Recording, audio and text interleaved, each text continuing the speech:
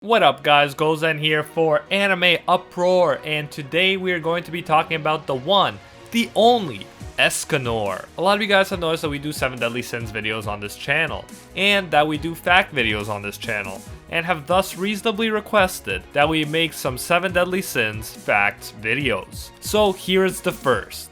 If you want to support content like this, and praise the sun at the same time, you can check out our Escanor Praise the Sun t-shirt designed by pro manga artist Kuzomari. Right now, fans of the channel can get 25% off if you type in Uproar25 at checkout, so definitely check it out if you're interested, link in the description. Anyways, this is the first in the series, so if you want to see more 7 Deadly Sins fact videos, make sure to pick up the Divine Axe Rita and utterly obliterate that like button. Also subscribe and ring that magic YouTube bell if you want Merlin to magically transport future 7 Deadly Sins videos straight to your phone. Leave any video requests you're absolutely burning up to see in the comments. Now let's jump right into some glorious facts. Fact number 1. Let's talk about the Great One's debut. He did indirectly appear in the first volume of the manga. On page 11, we get a glimpse of his wanted poster sketch. And on page 36, we see Escanor along with the other 7 Deadly Sins in his armor. However, Escanor really debuted, aka we really got to know him for the first time in the manga side story Vampires of Edinburgh. This story takes place 12 years before the main story, so when Elizabeth is still a little kid. Vampires are released, and as you'd expect, they start some trouble. Escanor is significantly younger, and when we first see him, he's skinny with no mustache, and his clothes are way too big and baggy for him. Escanor's nighttime form is as insecure and in love with Merlin as ever. He even says that he hates everything about himself, and is sorry he was even born with his curse, as he cries to Meliodas' annoyance. Meliodas is stuck dragging Escanor's sacred treasure for him, since Escanor's nighttime form cannot do it, and Meliodas explains that it's way too heavy. Escanor's opponent actually turns out to be the strongest enemy vampire, the Vampire King Israel, whose power level is 4,890. As we think back to the 7 Deadly Sins at the beginning of the series, most of them had a power level in the 3,000s, and Merlin had an impressive power level at 4,710. So this Vampire King, who has a power level of almost 5,000,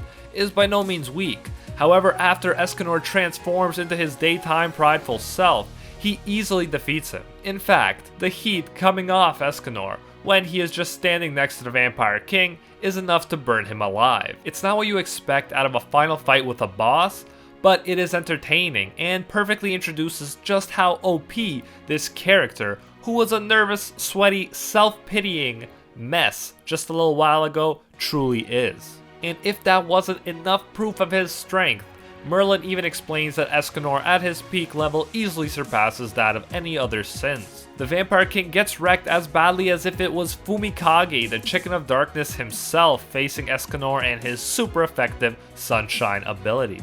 Escanor made his anime debut in the Signs of a Holy War OVA, where we briefly see his nighttime skinny form. A short moment that, nevertheless, made all of us manga fans go absolutely crazy. Fact number 2. Escanor, just like King Arthur and Meliodas, comes from Arthurian Legend. Nakaba, the creator of the 7 Deadly Sins, is no doubt inspired by different elements of Arthurian Legend, but he always mixes these elements and then puts his own spin on it. In Arthurian Legend, there are 2 notable Escanors. Escanor Legrand, or Escanor the Large, who was supposedly raised by a giant and a witch, and is, as his name suggests, supposed to be a very large man. The 7 Deadly Sins Escanor is usually thought to be based on this Escanor, because he was said to grow stronger until noon, and then his strength would begin to diminish after that. Very much like Escanor from the series. And we've definitely seen him grow to a huge stature in the series. Gawain, King Arthur's nephew and a knight of the Round Table, was also said to share the same power as Escanor. Both of their powers grew and waned with the sun. Here is an example of how the ability is described in Arthurian Legend. The 2 knights fought with swords and shields. At first, Gawain proved to be the stronger knight, as the sun rose higher and higher at each hour. As the sun passed its zenith, and slowly drew nearer to evening, Gawain's strength decreased as each hour passed. so Gawain was weak as an ordinary man, end quote. And if you're wondering, Gawain forfeited the fight because he knew he couldn't win without his sun-enhanced powers. There was also another Escanor in Arthurian Legend. He was King of the White Mountain and the nephew of Escanor the Large. He was also referred to as Escanor the Handsome. Now, I don't think we have to say that the Escanor from the manga is purely one or the other. Rather, we can view him as a combination of these two Escanors, since our Escanor, especially in his prideful form, would also consider himself to be handsome, and the Escanor from the series also comes from royalty, although he was chased away for being a monster before he could even have a chance to become king. Another reference to Arthurian Legend is the name of Escanor's sacred treasure, the divine axe Rita. Rita Gar was actually the strongest and most violent of all giants in ancient time. The story goes that there were many kings back in that time, and while they fought each other, giants would emerge from mountain caves and raid their territories. Rita was like, why do I have to settle for stealing some sheep when I'm stronger, braver, and bigger than these weak human kings? He fought against many kings and always shaved off their beards, the symbol of their strength and manliness. He wove their kingly beards into his cloak as proof of his strength and victory. One day, 28 kings of Prydain joined forces to take Rita out. But he beat them and added all of their beards to his cloak, and then declared himself the king of all Prydain. Already, I think we can see Escanor's own great strength, size, and pride reflected in this giant Rita. Escanor even has facial hair now, a mustache, to show off his manliness. And surprise surprise, Rita the giant did not get along well with King Arthur, just like Escanor doesn't like Arthur in the series because he is jealous of how much Merlin cares about him. Rita wanted Arthur to cut off his beard so he could add it to his bloody cloak, which was now thick with the beards of defeated kings. But Arthur was like, not gonna happen. So they fought, and Arthur managed to defeat this insanely strong giant king. Although the axe Rita is said to get its name from a young maiden who was loved by the sun in the manga, it is nonetheless interesting to explore the clear parallels between Escanor and the Rita from Arthurian Legend. It's fun looking at how these legends are filtered into the 7 Deadly Sins. Let me know in the comments if you notice any other cool parallels between the 7 Deadly Sins and Arthurian Legend. I would love to learn about some new ones. Fact number 3. You may have noticed that Escanor's daytime form is jacked AF. Well, let me shed new light on why that might be. Let's look at an interview with the creator of the 7 Deadly Sins, Nakaba Suzuki. In the interview, he said, the first manga I ever bought was Dr. Slump by Akira Toriyama. When I was in elementary school and junior high, I was really into Ultimate Muscle, Fist of the North Star, and Dragon Ball. I love drawing muscles now because of those 3 manga, end quote. Meliodas has some muscles, as does Bon, but these muscles are nothing compared to the muscles we see on Escanor, so you can bet that Nakaba especially loves drawing the insanely muscular Escanor. It is no surprise that Nakaba got inspiration from Dragon Ball, since many shonen mangakas did. The combat class aspect of 7 Deadly Sins is very similar to the power levels in Dragon Ball 2, and let's just say that Escanor's is over 9,000. In the interview, Nakaba also nodded towards Escanor, who had yet to make his appearance at that point. The interviewer said, "There hasn't been much revealed yet about some members of the 7 Deadly Sins, why is that?" And Nakaba answered, "Maybe it's because they're too strong. Maybe you'll find out soon enough," end quote. Escanor was last to be introduced, but definitely not least. Nakaba did not disappoint, and the last introduced sin definitely turned out to be insanely strong. Strong enough to justify Nakaba going to town on his muscles. Fact number 4. Let's talk about some fan theories. There were 2 fan theories about Escanor that eventually turned out to be true. The first one was a theory about his glasses. People guessed that Escanor's glasses allowed him to be in his nighttime form during the day, since nighttime Escanor seemed to be wearing them at times that could not have been at night. People found this to be suspicious, and eventually they were proved right. The glasses were given to him by Merlin, and they effectively suppress his daytime form. However, if they are removed during the day, he will instantly transform into his glorious daytime form. Let me just take this moment to point out that Escanor kind of reminds me of Superman, since they both get their power from the sun, are overpowered muscular dudes, and have a less cool alter ego that wears glasses. So they are very similar, but you can bet I definitely prefer Escanor. Unlike Gother's, Escanor's glasses are non-prescription, so he can see fine without them. Fans also speculated that Escanor's sun-based powers were related to the goddess clan, and this was proven to be true when Escanor's ability, Sunshine, was revealed to be a special blessing called a grace that was once wielded by Mael, the strongest archangel. Fact number 5. Believe it or not, Escanor was not going to be the Sin of Pride originally. The Sin of Pride was going to go to a fairy prince called Jahan. Escanor was going to be the Sin of Lust. He was extremely ripped, and considering he was going to get the Sin of Lust, he was also going to be portrayed as a horn dog, but it seems that his horn dog tendencies were passed on to Meliodas. His overall look was different too from the one that we know and love. He was originally supposed to have a younger, clean-shaven appearance and was similar to Griamore. However, thankfully we got that glorious sun-praising mustache, and he ended up being the opposite of a horn dog. Instead, when it comes to love, he is usually a shy guy who has deep feelings for Merlin and is extremely loyal to her, despite the fact that, at this point, his love seems unrequited. I still can't believe he was close to being the Sin of Lust though, since he has grown to fit the Pride role oh so perfectly. Nakaba was probably like, Escanor, you're gonna be the Sin of Lust. And Escanor was like, who decided that? I choose my own sin, and I will choose Pride. And that was the end of that. Fact number 6.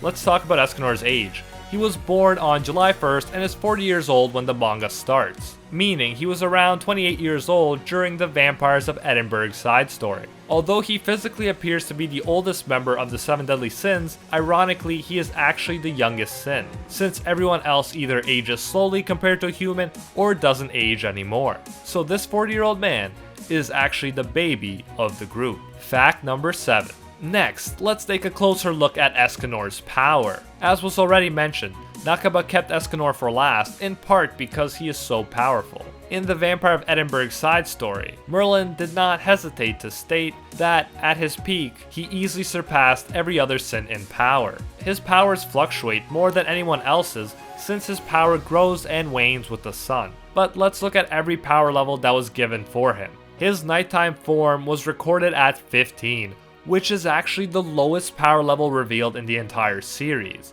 However, things look brighter in the daytime, as we'll see. Escanor was also measured at 28,000, and the interesting thing about this instance is that he transforms not because of the sun, but because Gother makes him think of Merlin, who, according to Escanor, is the very sun itself. What a poet this guy is. Probably the most jacked poet in history. So Escanor can in fact transform without the actual sun under certain circumstances. His power level was also measured as the sun rose when he was fighting Galand. It was measured to be 50,000, then 55, then 60, and then Merlin stopped calling out the quickly rising power level. Then later, when he is fighting Meliodas in assault mode, his power level at one moment is measured at 114,000. However, at his strongest, we have not been given a specific power level, and according to the guidebook, there is a reason for this. The guidebook suggests that his power is unmeasurable at its peak, and in the manga, Merlin even says he is invincible in this form. So, I'm not saying that his true power level when he's at his strongest is infinity, but I'm not saying it either. Fact number 8. In the Japanese, the great Escanor is voiced by a 38-year-old Tomokazu Sugita. This very talented voice actor, or seiyuu, worked on some of my favorite shows. For instance, he was Kion in The Melancholy of Haruhi Suzumiya, and he was Yuichi in Kanon, to mention only a few of his roles. In the 2009 and 2010 Anime Grand Prix, the winners for favorite male character were Kion from Haruhi Suzumiya and Gintoki Sakata from Gintama respectively, both of who were voiced by Sugita. In 2009, Sugita also won Best Supporting Actor at the 3rd Seiyuu Awards. Fact number 9. In the English dub, Escanor is voiced by the 49-year-old Kyle Hebert. He actually voiced other characters in Season 1 of the anime, including Gilla's dad, a member of Don Roar, and the doctor who tried to poison his own demon patient. It is also noteworthy that Kyle voiced another mustache-wearing, axe-wielding muscle man. He voiced Bartra, who is a fearless warrior from the game Fire Emblem Heroes. He's described as having an impressive physical bulk. For this character, only building up his attack really matters because it improves his one-shot damage, which is his greatest strength. That definitely reminds me of Escanor's OP abilities that can one-shot practically anyone when he is at his strongest. Kyle also won an award in 2009 at Anime Expo for Best English Voice Actor for his role as Kamina in Gurren Lagann. That's right, he shares a voice with the paragon of masculinity, as if Escanor wasn't already manly and epic enough. Among other characters, he also voiced my favorite character in Dragon Ball Z, Teen Gohan, and the dog sniffer, Kiba, from Naruto. Fact number 10. We have made it to the zenith of the video, and that calls for a Praise the Sun round. So instead of just one fact, I will state as many facts as I can in a short window of time. 3, 2, 1, praise the sun. Escanor likes napping and writing poetry. His favorite food changes. He prefers meat during the day and vegetables during the night. I feel like meat is always associated with manliness. Just look at the manly Metapod from Class 1A. Escanor's height also varies. He goes from being 165 centimeters or 5 foot 5 inches tall to being 325 centimeters or 10 foot 8 inches tall. His weight goes from being 48 kilograms or 108 pounds to being 355 kilograms or 785 pounds, and I think we can definitely see that change in his muscles. The guidebook also tells us that his charming point is his shyness, that he regrets being born, that the most embarrassing thing in his life is his noon self, that what he wants most right now is to control his powers, and that his favorite scent is wild berry. Every Sin has their animal symbol on their body, but Escanor's is the largest in proportion to his own body. Lastly, there is a YouTube channel that I'll link in the description where they actually recreate Escanor's Divine Axe Rita in real life, and it looks awesome. You can even see a man in full Escanor cosplay using the Divine Axe to cut a watermelon. Talk about overkill. And that is it for today's video. Thank you so much for watching, I really appreciate it. Raise the Divine Axe Rita and bring it down on that like button if you enjoyed the video and want to see more like it. Leave video suggestions you're absolutely burning up to see in the comments, and finger stab that subscribe button and ring that magic YouTube bell, and the lovely Merlin will teleport future Deadly Sins videos straight to your phone. If you want to support more content like this and praise the sun while you're at it, you can check out our Praise the Sun Escanor shirt at AnimeUproar.com, link in the description. So the story behind this is that we originally wanted anime shirts that look cool AF for ourselves, but couldn't find good options online. So we got a pro manga artist, Kuzomari, to create original designs from our favorite animes. And now, along with us, you too can share in Escanor's glory and praise the sun all day long with your very own Escanor Praise the Sun t-shirt. For fans of the channel, you can use Uproar25 at checkout to get 25% off your order. Anyways, thanks so much for your ongoing support, and until next time, see you, Space Cowboy.